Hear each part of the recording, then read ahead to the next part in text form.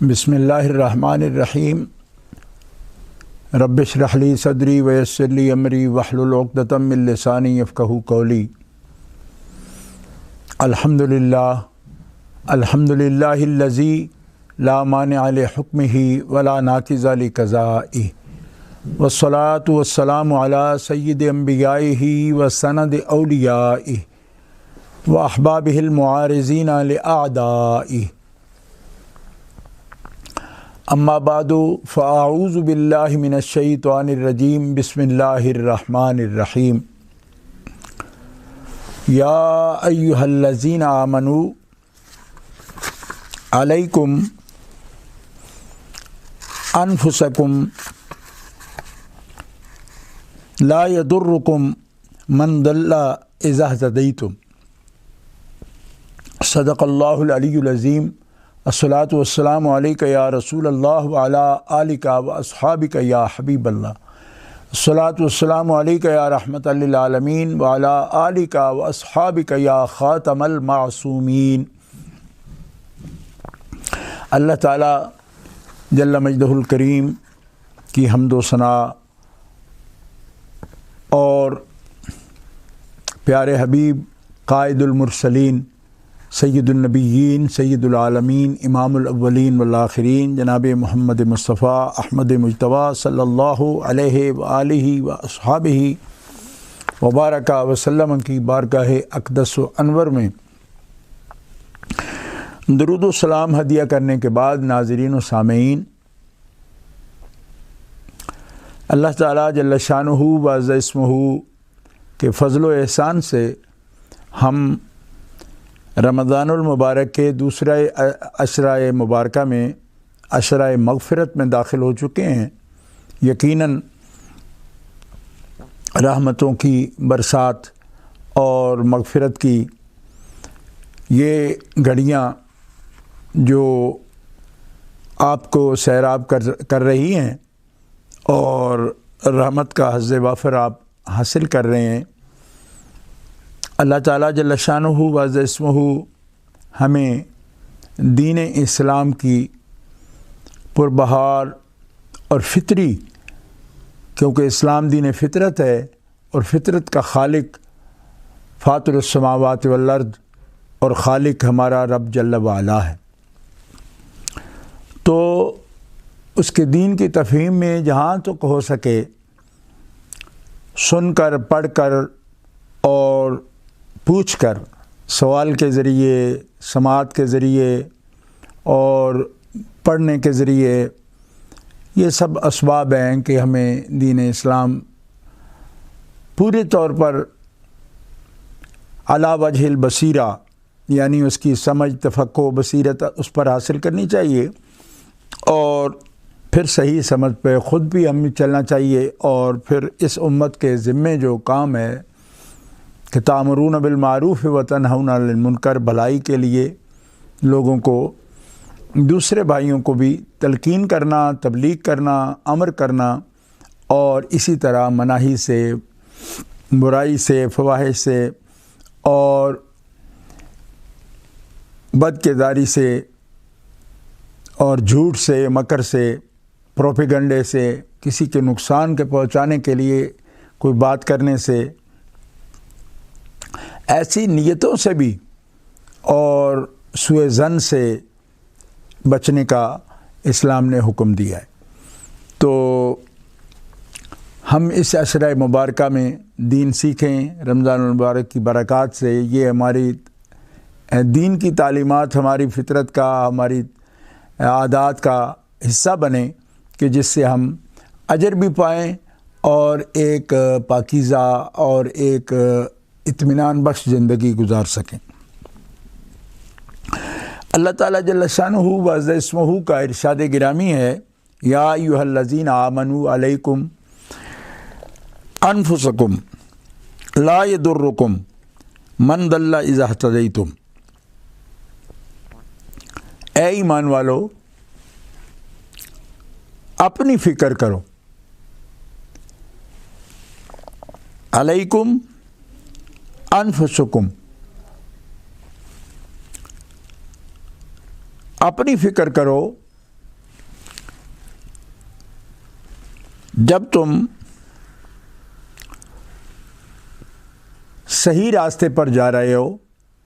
کہ تمہارے اپنے قدم نہ ڈگمگائیں اور تم سچائی پر چلو اور سیدھے راستے پر چلو اور اپنی جان کی فکر کرو اور اپنے اعمال کی فکر کرو. لا یضرکم من ضل اذا اہتدیتم.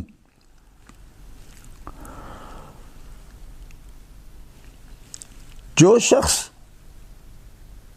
گمراہی کے راستے پر چل رہا ہے تو اس کی گمراہی کا جو ضرر ہے وہ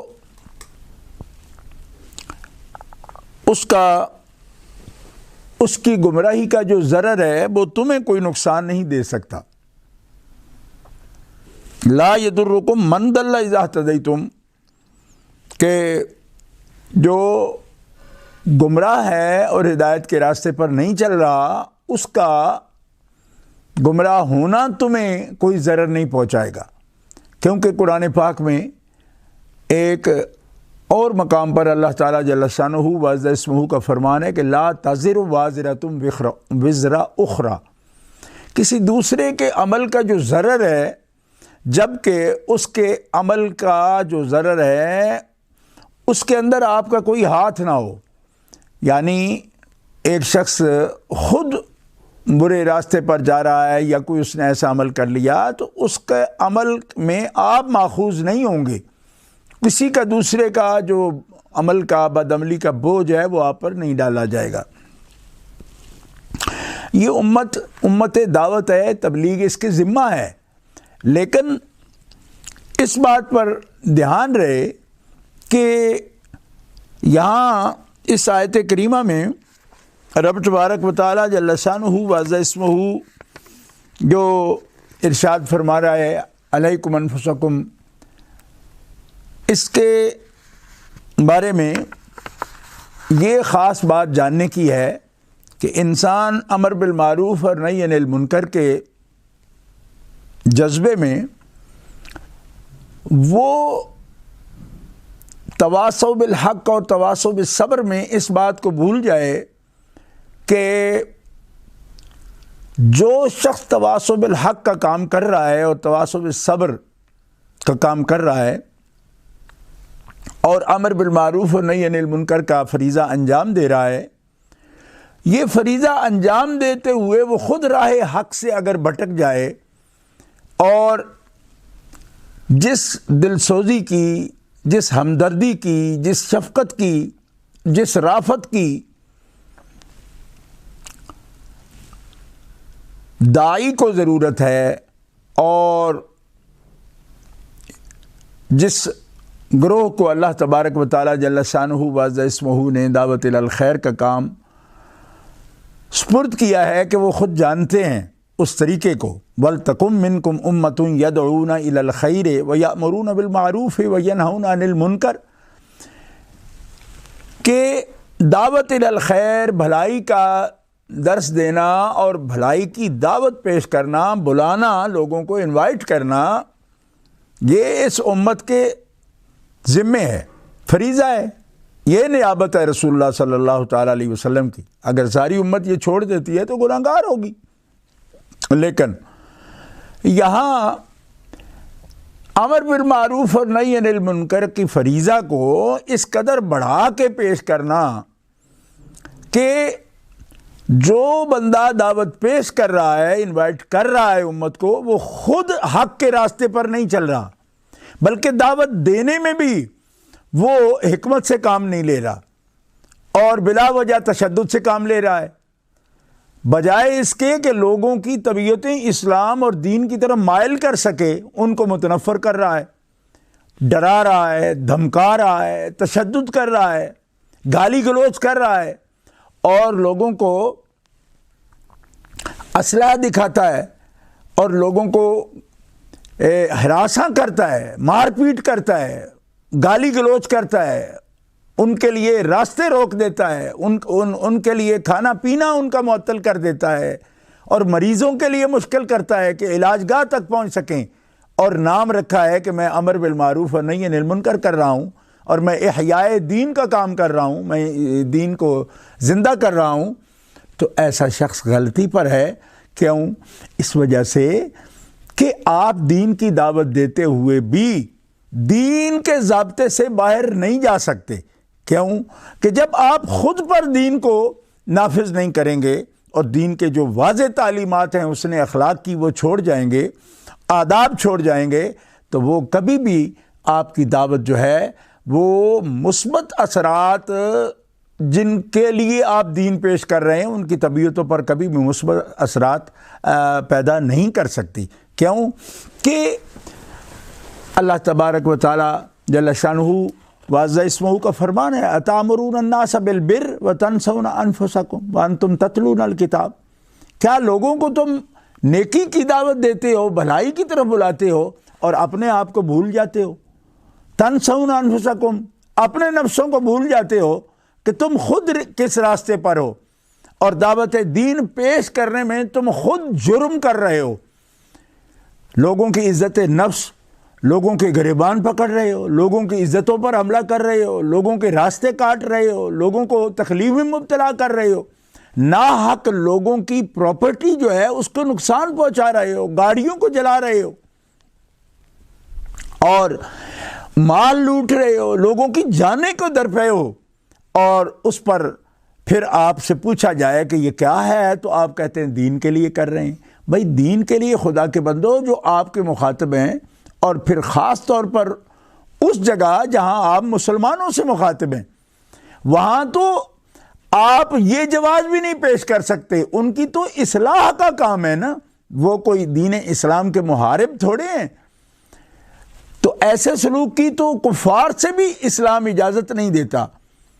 کہ جب آپ دعوت دین پیش کرو تو ادعو الی سبیل ربک بالحکمت والموعظۃ الحسنۃ وجادلہم باللتی ہی احسن، کہ اللہ کے راستے کی طرف بلاؤ تو حکمت کے ساتھ، دانائی کے ساتھ، والموعظۃ الحسنہ، اور اچھی نصیحت کے ساتھ، اور جادلہم باللتی ہی احسن، اور ان سے اگر تم دلائل کے ساتھ بات کرتے ہو تو تب بھی جدل بھی جو ہو تمہارا وہ دلیل کے ساتھ ہو، تشدد کے ساتھ نہ ہو، دلیل کے ساتھ ہو، دلیل پیش کرو۔ دلیل کیوں؟ تشدد وجود میں تبھی آتا ہے جب دلیل ختم ہو جاتی ہے، جن کے پاس دلیل نہیں ہوتی وہ تشدد کی طرف آتے ہیں۔ اور اسلام کی تعلیمات میں خاص طور پر تبلیغ دین میں اور اصلاح میں سب سے خوبصورت طریقہ یہ ہے کہ آپ ان کو حسن خلق کے ساتھ اصلاح کریں، کیونکہ اصلاح کے لیے نرم بات جو ہے ہمیشہ وہ کارگر ہوتی ہے۔ سب سے احادیث مبارکہ اس پر موجود ہیں کہ نرم بات کارگر ہوتی ہے، جو کہ طبیعتوں کو مائل کرتی ہے، رغبت اس سے پیدا ہوتی ہے۔ اور اللہ تبارک و تعالی جل شانہ فرماتا ہے کہ کسی کی گمراہی کو روکنے کے لیے آپ سمجھتے ہیں گمراہی نہ رکے گی تو اس کا گناہ ہم پر ہوگا، اللہ فرماتا لا یضرکم من ضل اذا اہتدیتم، جب آپ خود راستے حق سچائی کے راستے پر چل رہے ہو تو اس کا گمراہ ہونا آپ کو ضرر نہیں دے گا، آپ کو ضرر نہیں دیتا۔ اس پہلو کو ضرور دیکھنے کی ضرورت ہے کہ آج کل ہمارے دیندار طبقہ جو بظاہر دیندار ہے اور طلباء ہیں علم دین کے، وہ اس بات کو سمجھ رہے ہیں کہ ہمیں تو حالات کو متغیر کرنا ہے، یعنی کہ ہم کسی منکر کو دیکھیں اور کوئی بدی دیکھیں تو ہمیں حکم ہے کہ ہم اس کو اپنے ہاتھ سے بھی بدلیں، ہم ان کو یعنی کہ طاقت سے بھی روکیں۔ تو طاقت سے روکنے کا مرحلہ تب ہے جب آپ پہلے اصلاح کا عمل، تبلیغ کا عمل احسن طریقے سے آپ وہاں تک پہنچانے میں ناکام ہو رہے ہیں۔ پھر ایک نظم ہے، حکومت کا نظم ہے، اس نظم کے تحت آپ اگر توڑ پھوڑ میں مبتلا ہو جاتے ہیں اور آپ معطل کر دیتے ہیں زندگی کو، تو اوورآل اگر آپ دیکھتے ہیں تو سارا معاشرہ جو ہے اس سے دیندار لوگوں کی نفرت لوگوں کے دل میں پیدا ہوتی ہے کہ ان کے اپنے اخلاق اس قابل ہیں کہ ان کی پیروی کی جائے یا ان کی بات کو سنا جائے یا ان کی بات کو مانا جائے۔ جبکہ وہ گالیاں بک رہے ہوں، تشدد کر رہے ہوں، لٹھ بردار ہوں، اور وہ جو توڑ پھوڑ کر رہے ہوں، راستے روک رہے ہوں،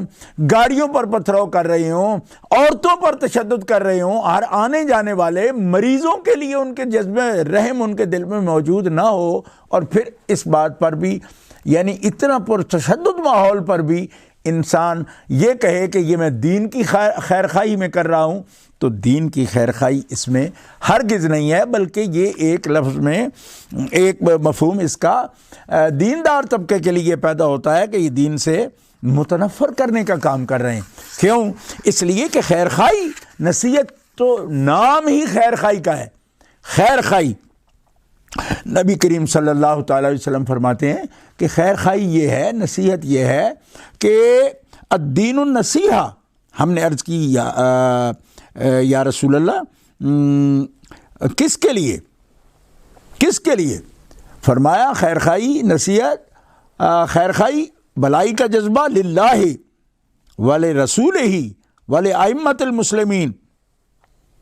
اللہ کے لیے خیر خواہی کا جذبہ، اور اللہ کے رسول صلی اللہ تعالیٰ علیہ وسلم کے لیے بھلائی کا جذبہ، خیر کا جذبہ، آپ کے دین کی دعوت پیش کرنا اور رسول کریم صلی اللہ علیہ وسلم کے طریقے پر کرنا، اور مسلمانوں کے مقتداؤں کے لیے جو ائمۃ المسلمین، جن کے ہاتھ میں بست و کشاد ہو، اور جو تمہارے راہبر ہوں اور تمہارے اساتذہ ہوں، تو ان کی جو اصلاح ہے اور ان کے جو اخلاق حسنہ ہیں، ان کی روشنی میں ان کے لیے بھی بھلائی ہے۔ ان کے لیے اگر تم مقتدر کے لیے یا مقتدا لوگوں کے لیے، ائمۃ المسلمین کے لیے یا اولی الامر کے لیے بھی مشکلات پیدا کرتے ہو، اور اس کے لیے آپ جو ہے ایک فتنہ کا سامان پیدا کرتے ہو، تو یہ جو ہے اسلام اور دین کی دعوت نہیں ہے، بلکہ یہ فتنہ ہوتا ہے۔ اللہ تعالیٰ قرآن میں فرماتا ہے وَاتَّقُوا فِتْنَةً لَا تُصِيبَنَّ الَّذِينَ ظَلَمُوا مِنْكُمْ خَاصَّةً۔ تم ایسا ایک راستہ اختیار کر لیتے ہو کہ جس سے جو ضرر پیدا ہوگا، جو تکلیف پیدا ہوگی، جو رد عمل آئے گا، وہ صرف تم چند لوگ جو اپنی ایک لائن اور ایک طریقہ اپنا وضع کرو گے، اس کا ضرر تمہارے طرف صرف نہیں آئے گا کہ جنہوں نے ظلم کیا اور رد عمل ان تک آئے گا، بلکہ پورا دین اس میں بدنام ہوگا، اور پورا سسٹم بدنام ہو جائے گا، اور جگ ہنسائی کا ذریعہ بن جائے گا، پوری دنیا اس کو دیکھے گی۔ اور آج کے دور میں آپ جانتے ہیں کہ یہ تو سب کو سوشل میڈیا پر آ جاتا ہے، سوشل میڈیا آتا ہے اور اتنے ذرائع ہیں کہ پوری دنیا کے اندر جو ہے وہ بدنام۔ تو ایک اسلامی معاشرہ یا مسلم معاشرہ جو کہ پوری دنیا میں ایک مسلمہ بات ہے کہ یہ ایک مسلم معاشرہ ہے، مسلم اکثریتی معاشرہ ہے، وہاں بات بات پر دنگا فساد، جھگڑا، مار کٹائی، لہو لہان، ہر طرف جو ہے نا ایک تشدد۔ وہی بات آپ ایک بھلائی سے، اچھے طریقے سے، اور اگر اس پر آپ کو احتجاج بھی کرنا پڑے تو احتجاج بھی اپنی حدود کے اندر رہ کر بھی آپ کر سکتے ہیں۔ اس کے لیے اتنا مشکل راستہ چننا کہ پھر کل کو شرمندگی ہو کہ یہ باتیں تو ہم ٹیبل ٹاک سے بھی کر سکتے تھے، یہ تو ہم نیگوشیشن سے بھی کر سکتے تھے، اب طریقے احسن بھی کر سکتے تھے، جس کو قرآن نے جادلہم باللتی یہ احسن فرمایا۔ تو اہل محبت، اہل اسلام، درد مندی کے ساتھ میری یہ گزارش ہے کہ ہمیں دین کی دعوت دیتے ہوئے بھی وہ نہیں کرنا کہ جس کو اللہ تعالیٰ جس کی اجازت نہیں دیتا، اللہ کے رسول صلی اللہ علیہ وسلم اجازت نہیں دیتے۔ دیکھیے، ایک طاقت سے زائد، اپنی طاقت سے زائد اللہ تبارک و تعالیٰ کسی پر بوجھ نہیں ڈالتا۔ لا یکلف اللہ نفسا الا وسعها، اللہ نے کسی جان کو بھی اس تکلیف میں یا ذمہ داری میں نہیں ڈالا کہ جو اس کی طاقت میں نہیں، اس کے بس سے باہر ہے۔ ایک اور مقام پر قرآن مقدس میں حکم ہے اللہ تعالیٰ کا فاتقوا اللہ ما استطعتم، اللہ سے تم ڈرو لیکن جتنی تمہاری استطاعت ہے، تم جتنے جوگے ہو، جتنی استطاعت رکھتے ہو اتنا ہی ڈرو۔ واسمعوا واطیعوا وانفقوا خیر لانفسکم، تم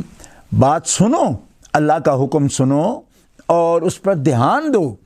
اور اطاعت کرو، فرما برداری کرو، تم اس کو فالو کرو، اور یہی تمہارے لیے بہتر ہے۔ وَمَن يُوقَ شُحَّ نَفْسِهِ أُولَٰئِكَ هُمُ الْمُفْلِحُونَ۔ تمہیں ذاتی طور پر بخل سے اگر بچا لیا گیا تو تم کامیاب لوگ ہو۔ یعنی عملاً کچھ کرو، لیکن اس قدر تم یعنی ایک انتہا پر پہنچ جاؤ کہ اللہ کا نام لے کر وہ کرو جس کا اللہ نے حکم نہیں فرمایا، نہ اللہ نے اجازت دی ہے۔ اللہ تبارک و تعالیٰ تمہیں یہ فتنے کا حکم نہیں دے رہا، اور والفتنہ اشد من القتل، فتنہ تو قتال سے بھی زیادہ سخت ہے، اور قتل سے بھی زیادہ سخت ہے، کسی کی جان تلف کرنے سے بھی سخت ہے۔ اور بات بات پر فتنہ کھڑا کر دینا، اور راہ مسدود کر دینا، اور گالی گلوچ پر اتر آنا، اور شدت پسندی پر اتر آنا، اور نام دین کا رکھنا، اور یہ کہنا کہ ہمارے سامنے یہ ہو جائے گا تو ہم مرے جائیں گے اگر ہم اس پر نہ بولیں، یہ نہیں۔ میں نے قرآن پاک سورہ مائدہ سے آیت کریمہ عرض کی آپ کے سامنے کہ جب آپ راہ ہدایت پر ہو، آپ نیکی پر جا رہے ہو، تو لا یضرکم من ضل اذا اہتدیتم، یعنی تمہیں کوئی ضرر نہیں دے گا، گمراہ لوگوں کی گمراہی تمہیں ضرر نہیں دے گی۔ تم اس تکلیف میں مت پڑو کہ تم یہ احساس کرتے ہوئے اس قدر بڑھ جاؤ کہ جو طریقہ تمہیں رب تعالیٰ نے نہیں فرمایا، اور پرتشدد طریقہ ڈرا کے دھمکا کے آپ جو ہے نا لوگوں کو نیکی طرف لاؤ گے، تو یہ ڈرانا دھمکانا تو آپ کی بساط میں نہیں، آپ تو یہ نبھا نہیں سکو گے۔ ڈرا کے لوگوں کو نیک بنانا تو اللہ کے لیے آسان تھا، ٹھیک ہے، وہ آسمانی بجلیاں پھینک پھینک کر مجرموں کو مار ڈالتا، اور ان کو بھگا بھگا کر مسجدوں کی طرف لے آتا اور نیکی کی طرف لے آتا، اس کے لیے آسان ہے، کیونکہ اس کے تو قبضہ قدرت میں ہے سب کچھ۔ اس کا مطلب یہ ہے کہ یہ ڈری ہوئی باتیں اور اس قدر مار کٹائی کرا کے لوگوں کے نیکی کی رغبت دینا، یہ لوگوں کو غلامی کی طرف لے آئے گا، اور غلامی کی عبادت کوئی عبادت ہوتی ہے کہ وہ کسی جتھے سے ڈر کر وہ لوگ نیکی کریں؟ اللہ کے بندو، غلامی آدمی سے آدمیت چھین لیتی ہے، عمل دیتی ہے لیکن حسن نیت چھین لیتی ہے۔ اگر آپ مار مار کے لوگوں کے ساتھ اور ان کو نیکی کی ترغیب دے رہے ہو، اور وہ ڈر کے آپ سے ڈر کے نیکی کی طرف وہ آ رہے ہوں، تو اس سے تو ایک غلامی کا ماحول پیدا ہوگا کہ آپ جو ہے ان کو ڈرا کر تشدد سے آپ نیکی کی طرف راغب کر رہے ہو۔ اور ایسا معاشرہ جہاں بھی قائم کیا گیا، میں صرف مسلم امت سے نہیں کر رہا، صرف خوف سے جو معاشرے کنٹرول کیے جاتے ہیں، وہ جب بھی تھوڑی دیر کے لیے وہ اس سے ان خاص ذریعوں سے سی سی ٹی وی سے اور ماحول سے آزاد ہوتے ہیں۔ مثلا بجلی کا فیلئر اگر ہو گیا اور لوگوں کو احساس ہوتا ہے کہ اب ہم کسی بھی مطلب سنسر نہیں ہو رہے، نہ ہمیں کوئی دیکھ رہا ہے، تو اس وقت ان شہروں میں، بڑے بڑے مہذب شہروں میں اچانک جو ہے وہ فتنہ کھڑا ہو جاتا ہے، ڈاکے پڑنے شروع ہو جاتے ہیں، اس کا ریشو جو ہے بڑھ جاتی ہے۔ کیوں؟ کہ اس وقت ان کا احساس ہوتا ہے کہ اب ہم قانون سے گرفت سے باہر آ گئے۔ تو کیا نتیجہ نکلا؟ نتیجہ یہ نکلا کہ لوگوں کے اندر احساس پیدا کرنا کہ اچھائی کیا ہے، یہ ہے اصل طریقہ، بجائے اس کے کہ ان کو صرف خوف دلا کر جو ہے وہ کسی قانونی یا آئینی یا مذہبی حدود میں یہ سمجھا جائے کہ ہم اچھا کر رہے ہیں۔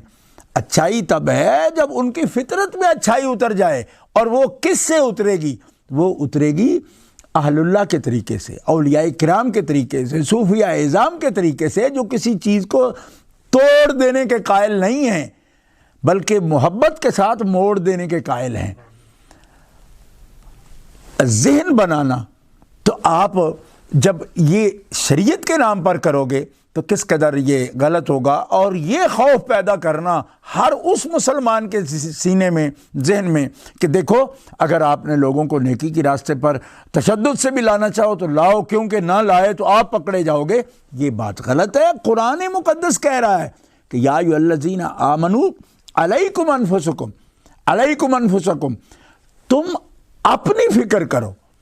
کہ تم خود جہاں کھڑے ہو، جو کچھ تم کر رہے ہو تو درست کر رہے ہو۔ جب تم خود راستے پر جا رہے ہو تو لا یضرکم، تمہیں ان کا گمراہ ہونا تمہیں کوئی تکلیف نہیں دے گا، اور جب تم تبلیغ کرو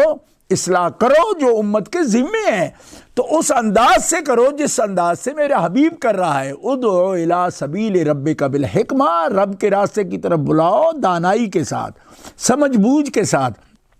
والموعظۃ الحسنہ، اور اچھی نصیحت کے ساتھ، اور اچھی تذکیر کے ساتھ، یاد دلانے کے ساتھ۔ اور اگر تمہیں ڈیبیٹ بھی کرنی پڑے تو جادلوا باللتی احسن طریقے، سب سے خوبصورت جو طریقہ ہو اس پر دلیل سے بات کرو۔ جدل احسن اس کو کہتے ہیں کہ دلیل سے بات کرو، اور دلیل عقلی بھی نقلی بھی۔ تم ماحول کو، سب زمانوں کو، ہسٹری کو، سب کو عقلاً ایک انسان کو یہ ثابت کرو گے اور دلیل سے ثابت کرو گے کہ اچھا راستہ یہ ہے، تو اچھے راستے کی طرف لانے کے لیے لانے والا خود برے راستے کا اگر انتخاب کرتا ہے اور برے طریقے سے وہ دعوت پیش کر رہا ہے، تو بھی دین کو بڑی بھیانک شکل میں وہ پیش کر رہا ہے، اور یہ شریعت میں محمود نہیں، ناپسندیدہ ہے۔ یہی اس آیت، حالانکہ یہ امت دعوت ہے، اس کو یہ کہنا کہ کسی کی برائی تمہیں ضرر میں نہیں دے گی، کوئی سمجھنے کی تو بات ہے نا آخر، کہ جہاں امر بالمعروف اور نہی عن المنکر کا حکم ہے، وہیں یہ بھی حکم ہے کہ تم اگر اتنے زیادہ حساس ہو گئے ہو اور اوور فیلنگ تمہارے اندر آ گئی ہے کہ جس کے ذریعے تم ایک خود انتہا پسندی میں مبتلا ہو گئے ہو، فرمایا یہ غلط ہے۔ لا یضرکم، تمہیں اس کا کوئی ضرر نہیں پہنچے گا، تم اپنے آپ کے نگہبان ہو، اپنے جواب دہ ہو، اور اپنی حیثیت، اپنا عمل، اپنا عقیدہ، اس کا پہلے محاسبہ کرو کہ تم خود درست ہو۔ تم ایک درستی کے پیدا کرنے کے لیے خود نادرست طریقے سے آگے چل رہے ہو، تو یہ دین کا مزاح بن رہا ہے۔ اور پوری دنیا میں جو دنیا ماننے والی مہذب دنیا ہے وہ بھی، اور جو نہیں ہے ان کے لیے بھی اس کا کسی طریقے سے داخلی طور پر بھی اور آفاقی طور پر بھی اس کا کبھی بھی اچھا جواب، رد عمل یا امپیکٹ جو ہے وہ نہیں آ سکتا۔ تو مسلمانوں، ہمیں یہ بات رسول اللہ صلی اللہ تعالیٰ علیہ وسلم سے سیکھنی ہے۔ یہ بات ہمیں کسی ایسے شخص سے جس پر وحی نہیں آتی، نبی و رسول نہیں ہے، اگر ایسا کوئی عالم ہمیں رہنمائی بھی کرتا ہے تو وہ تو معصوم نہیں ہے نا۔ کیا پتہ ہے کہ اس کے اندر کس قسم کی طبیعت سے وہ مسئلے کو سمجھ رہا ہے۔ تو ہمیں براہ راست رسول پاک صلی اللہ تعالیٰ علیہ وسلم اور رسول پاک صلی اللہ تعالیٰ علیہ وسلم کے جانشین ہیں، اولیاء کرام ہیں اور علماء ظاہر و باطن ہیں، ہمیں ان کی طرف بھی توجہ کرنے کی ضرورت ہے۔ رسول پاک صلی اللہ تعالیٰ علیہ وسلم کا ارشاد گرامی ہے، حضرت عبد الرحمن بن ابی لیلہ سے روایت ہے، کہتے ہیں ہمیں جناب محمد مصطفیٰ صلی اللہ تعالیٰ علیہ وسلم کے صحابہ رضی اللہ عنہم نے بتایا کہ وہ نبی کریم صلی اللہ تعالیٰ علیہ وسلم کے ساتھ سفر کر رہے تھے کہ ان میں سے ایک آدمی، ایک صاحب، ایک صحابی سو گئے، ایک دوسرے ساتھی آگے بڑھے اور سونے والے کے پاس ایک رسی کو پکڑ لیا اور وہ سونے والے اس سے گھبرا گئے رسی کو دیکھ کر۔ تو رسول اللہ صلی اللہ علیہ وسلم نے ارشاد فرمایا، لا یحل لمسلم ان یروع مسلما، کسی مسلمان کے لیے حلال نہیں کہ وہ دوسرے مسلمان کو خوف زدہ کرے، یعنی خوف و ہراس میں مبتلا کرے۔ ڈپریسڈ ہو جاتا ہے بندہ، خوف زدہ ہو جاتا ہے، دباؤ میں آ جاتا ہے، یعنی اس صحابی کو منع فرمایا کہ حلال نہیں، لا یحل لمسلم، یہ حلال نہیں کسی مسلم کے لیے کہ دوسرے مسلمان بھائی کو خوف زدہ کرے۔ حضرت نعمان بن بشیر رضی اللہ عنہ سے روایت ہے، فرماتے ہیں ہم رسول اللہ صلی اللہ علیہ وسلم کے ساتھ کسی سفر میں تھے کہ ایک صحابی اپنے سواری پر ان کو اونگ آنے لگی، تو ایک صحابی نے اپنے ترکش سے تیر کی تھیلی نکالی اور وہ جو تیر تھا اس کو اس صحابی کی طرف سیدھا کیا جگانے کے لیے۔ تو وہ صحابی خوف زدہ ہو گئے کہ شاید یہ مجھے اس سے تکلیف دینے لگا ہے، تو نبی کریم صلی اللہ تعالیٰ علیہ وسلم نے ارشاد فرمایا لا یحل لرجل ان یربع مسلما،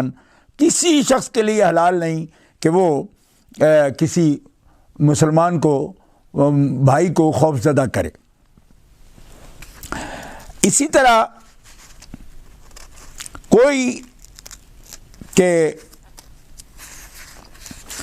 حضرت عبداللہ بن صائب رضی اللہ تعالیٰ عنہ سے یہ حدیث ہے کہ رسول اللہ صلی اللہ علیہ وسلم نے ارشاد فرمایا کہ تم میں سے کوئی شخص مزاح کے ساتھ بھی، مزاح کرتے ہوئے بھی اپنے بھائی کا سامان کسی طرح اس سے نہ چھینے، اور جب مزاح میں چھینے سے منع فرمایا تو حقیقتاً کسی کے مال کو نقصان پہنچانا یا اس سے چھیننا، اس کو نبی کریم علیہ الصلوۃ والسلام نے حرام ٹھہرایا۔ حضرت عامر بن ربیعہ رضی اللہ تعالی عنہ فرماتے ہیں ایک آدمی نے کسی شخص کا جوتا پکڑ کر غائب کر دیا، اور اس سے مقصد ان کا اور نہیں تھا، نہ چوری تھی، مقصد تھا دل لگی کرنا، مزاح کرنا۔ تو جس کا جوتا انہوں نے غائب کیا تھا، رسول اللہ صلی اللہ علیہ وسلم کی خدمت میں یہ عرض کر دیا، نبی علیہ الصلوۃ والسلام نے فرمایا لا تروع المسلم فإن روعۃ المسلم ظلم عظیم، مسلمان کو مت ڈرایا کرو کیونکہ مسلمان کو ڈرانا ظلم عظیم ہے۔ امام ابن حبان نے اور امام طبری نے اور امام بزار نے ان روایات کو نقل فرمایا۔ الترغیب و ترہیب شریف میں یہ روایت امام منظری رحمۃ اللہ علیہ نے بھی روایت کی ہے۔ حضرت ابو الحسن جو بیعت عقبہ کرنے والے بدری صحابی ہیں، ان سے روایتیں فرماتے ہیں ہم رسول اللہ صلی اللہ علیہ وسلم کی خدمت اقدس میں بیٹھے ہوئے تھے کہ ایک صاحب اٹھ کر چلے گئے اور اپنے جوتے بھول گئے، ایک دوسرے آدمی نے یہ جوتے لے کر اپنے نیچے چھپا لیے، وہ آدمی واپس آئے اور کہنے لگے یہاں میرے جوتے تھے، تو لوگ بولے ہم نے تو نہیں دیکھے، چھپانے والے بولے یہ میرے پاس ہیں۔ اس پر رسول اللہ صلی اللہ علیہ وسلم نے فرمایا فکیف بروعۃ المومن، مومن کو پریشان کرنا کتنا برا ہے۔ انہوں نے عرض کیا یا رسول اللہ انما صنعتہ لعبا، یا رسول اللہ میں نے تو صرف دل لگی کے طور پر ایسا کیا ہے۔ آپ نے 2 یا 3 مرتبہ ارشاد فرمایا فکیف بروعۃ المؤمن، بندہ مومن بندے کو پریشان کرنا کتنا برا فعل ہے۔ حضرت عبداللہ ابن عمر رضی اللہ عنہما فرماتے ہیں کہ میں نے رسول اللہ صلی اللہ تعالی علیہ وسلم کو یہ ارشاد فرماتے ہوئے سنا من اخاف مؤمنا کان حقا علی اللہ اللہ یؤمنہ من افزاع یوم القیامہ، جو کسی مومن بندے کو ڈرائے تو اللہ کا حق ہے کہ اسے قیامت کے دن گھبراہٹوں سے حفاظت نہ فرمائے، یعنی اس کو ڈرائے قیامت کے دن اس بندے کو، جو بندہ کسی مومن کو ڈراتا ہے تو اللہ تبارک و تعالی جل شانہ وعز اسمہ اس کو ڈرائے قیامت کے دن اس کے بدلے میں، تو یہ اللہ تبارک و تعالی کا حق ہے۔ حضرت عبداللہ ابن عمر رضی اللہ عنہما سے ہی روایت ہے کہ رسول اللہ صلی اللہ علیہ وسلم نے فرمایا من نظر الی مسلم نظرۃ یخیفہ فیہا بغیر حق اخافہ اللہ یوم القیامہ، جس شخص نے کسی مسلمان کی طرف ایسی نظر سے دیکھا جس سے ناحق اسے خوف زدہ کر دیا، ڈرا دیا، تو اللہ تعالیٰ اسے قیامت کے روز خوف میں مبتلا کرے گا، ڈر میں مبتلا کرے گا۔ تو اندازہ فرمائیں کہاں اسلحہ دکھانا، یعنی تیر دکھا کر کسی کو خوف زدہ کرنا، کسی کا مال چھپا کر خوف زدہ کرنا، کسی کو خشمگین نظروں سے دیکھنا، ٹیڑھی نظر سے دیکھنا، غصے کی نظر سے دیکھنا کہ جس سے مسلمان خوف زدہ ہو جائے، دوسرا بھائی خوف زدہ ہو جائے، اس سے بھی رسول اللہ صلی اللہ تعالیٰ علیہ وسلم نے منع فرمایا۔ حضرت ابو ہریرہ رضی اللہ تعالیٰ عنہ فرماتے ہیں کہ رسول اللہ صلی اللہ علیہ وسلم کا ارشاد ہے کہ لا یشیر احدکم الی اخیہ بالسلاح فانہ لا یدری لعل الشیطان ینزع فی یدہ فیقع فی حفرۃ من النار، تم میں سے کوئی شخص بھی اپنے بھائی کی طرف ہتھیار کی طرف اشارہ نہ کرے، کے ساتھ اشارہ نہ کرے، کیونکہ یہ کیا جانے کہ کہیں شیطان اس کے ہاتھ سے ہتھیار نکلوا دے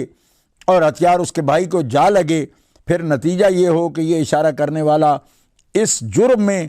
آگ کے گڑھے میں جا پڑے۔ حضرت امام بخاری اور امام مسلم دونوں اس حدیث پاک کو نقل فرما رہے ہیں۔ اور یہ اختصار وقت کے ساتھ حضرت ابو ہریرہ رضی اللہ تعالی عنہ آپ فرماتے ہیں نبی کریم صلی اللہ علیہ وسلم حضور ابو القاسم صلی اللہ علیہ وآلہ وسلم کا ارشاد ہے من اشار الی اخیہ بحدیدۃ فإن الملائکۃ تلعنہ حتی ینتہی وإن کان اخاہ لأبیہ وأمہ، جو شخص اپنے بھائی کی طرف کسی ہتھیار سے اشارہ کرتا ہے تو فرشتے اس پر اس وقت تک لعنت کرتے رہتے ہیں جب تک یہ اشارہ کرنا چھوڑ نہیں دیتا، اگرچہ وہ جس کی طرف اشارہ کیا گیا ہے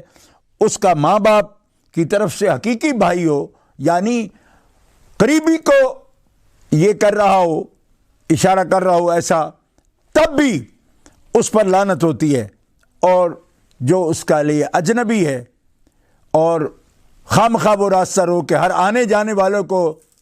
چپیڑے مار رہا ہے، تماچے مار رہا ہے، گالیاں بک رہا ہے، سواریاں توڑ رہا ہے، تو یہ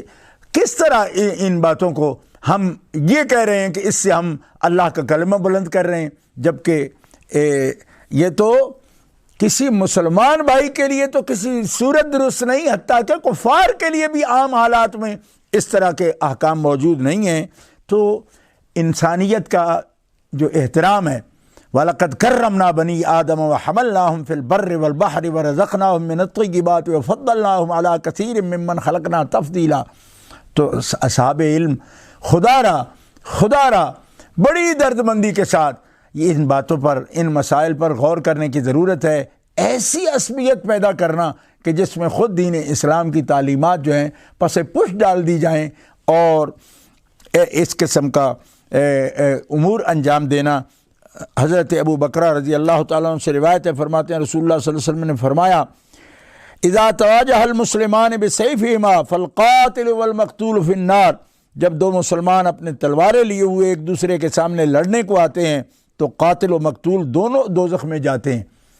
جب آپ کو پتہ ہے کہ شر اس سے پھیلے گا اور دونوں طرف مسلمان ہیں،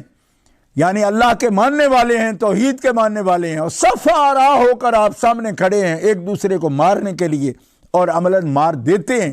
اور مال سے لڑ پڑتے ہیں، انتظامیہ سے لڑ پڑتے ہیں، اور انتظامیہ بھی بغیر یعنی کوئی جواز دیکھے وہ ایسے پل پڑتی ہے ان پر کہ وہ بھی جانیں لینے پر آ جاتے ہیں، اور یہ ان کے جو عمال ہیں ان کی جانیں لینے پر تل جاتے ہیں۔ تو غور فرمائیے، ان کے لیے کسی کے لیے بھی یہ نہیں لکھا کہ ایک آدمی کہتا ہے بذام خیش وہ یہ سمجھتا ہے کہ میں تو دین کے لیے کھڑا ہوں۔ بھائی دین کے لیے کھڑا ہو تو دین کے طریقے پر کھڑا ہو نا، جو طریقہ دین نے بتایا تو اس پر کھڑا ہو۔ ایک ڈکیت کی طرح یا ایک معاذ اللہ راہ کاٹنے والے کی طرح آپ حربے پر اتر رہے ہو تو یہ باتیں ٹھیک نہیں ہیں۔ یہ طریقہ دین اسلام والوں نے کبھی طریقہ اختیار کیا یہ؟ اور ایک روایت میں ہے کہ جب مسلمانوں نے میں سے ایک نے دوسرے پر ہتھیار اٹھا لیا تو دونوں جہنم کے کنارے پر پہنچ گئے، جب ایک نے دوسرے کو قتل کر دیا تو دونوں اکٹھے جہنم میں داخل ہوئے۔ فرماتے ہیں کہ ہم نے عرض کی یا رسول اللہ یہ تو قاتل کی سزا ہوئی، مقتول کا کیا حال ہے، وہ کیوں دوزخ میں گیا؟ حضور صلی اللہ تعالی علیہ وسلم نے فرمایا انہو قد